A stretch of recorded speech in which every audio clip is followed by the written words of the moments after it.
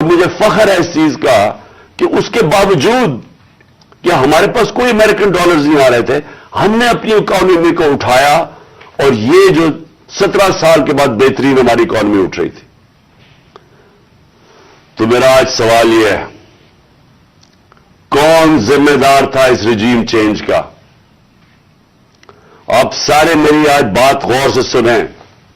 جب آپ کی معیشت بڑھ رہی تھی، کیا وجہ تھی کہ اس گورنمنٹ کو گرا کے اور ان چوروں کے ٹولوں کے اوپر بٹھایا گیا؟ کون اس کا ذمہ دار تھا؟ کون جواب دے گا کہ آج وہ اکانومی جو ہماری اوپر جا رہی تھی، اس کی جگہ آج پاکستان کے وہ حالات ہیں جو باہر کی دنیا کہہ رہی ہے؟ بھولیں جو پاکستان کے اندر لوگ کیا کہہ رہے ہیں۔ جو باہر کی دنیا وہ کہہ رہی ہے کہ پاکستان کو اگر قرضے دیں گے تو وہ قرضے واپس کرنے کا جو ڈیفالٹ ریٹ ہے وہ 100% ہے۔ جب ہم تھے اقتدار میں تو 5% تھا، تو آج 100% کا مطلب کہ اگر آپ پاکستان کو قرضہ دیں گے تو 100% چانس ہے کہ پاکستان قرضہ واپس نہیں کر سکتا۔ اس کا مطلب کہ باہر سے نہ کوئی انویسٹمنٹ پاکستان میں آئے گی۔ ابھی 1 سال کے اندر، چند مہینوں بلکہ 10 مہینوں کے اندر آدھی ہو گئی ہے باہر سے انویسٹمنٹ، پچھلے سال اور اب کے مقابلے میں آدھی ہو گئی ہے۔ تو باہر سے انویسٹمنٹ بند ہوگی، اس کا مطلب باہر سے ڈالرز آنے بند ہو گئے انویسٹمنٹ میں۔ ریمیٹنسز جو بیرون ملک پاکستانیوں کی ہم نے مدد کی تھی، انہوں نے ہمارے میں اعتماد شو کیا تھا، ہم نے ان کو انسینٹوز دیے تھے۔ پاکستان کی تاریخ کی سب سے زیادہ بیرون ملک پاکستانیاں ڈالرز بھیج رہے تھے۔ اور پھر ایکسپورٹس جو یہ نون لیگ کے دور میں 5 سال بڑھی نہیں، مجھے فخر ہے کہ ہم نے ریکارڈ ایکسپورٹس 33 ارب ڈالر کی پاکستان میں ایکسپورٹس بڑھائی۔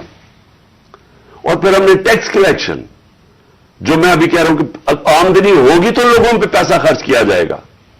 تو ہماری 6100 ارب روپے کی ہمارے زمانے میں ٹیکس کلیکشن تھی۔ آج یہ سب کچھ نیچے جا رہا ہے، انڈسٹری بند ہو رہی ہے، بے روزگاری بڑھ رہی ہے۔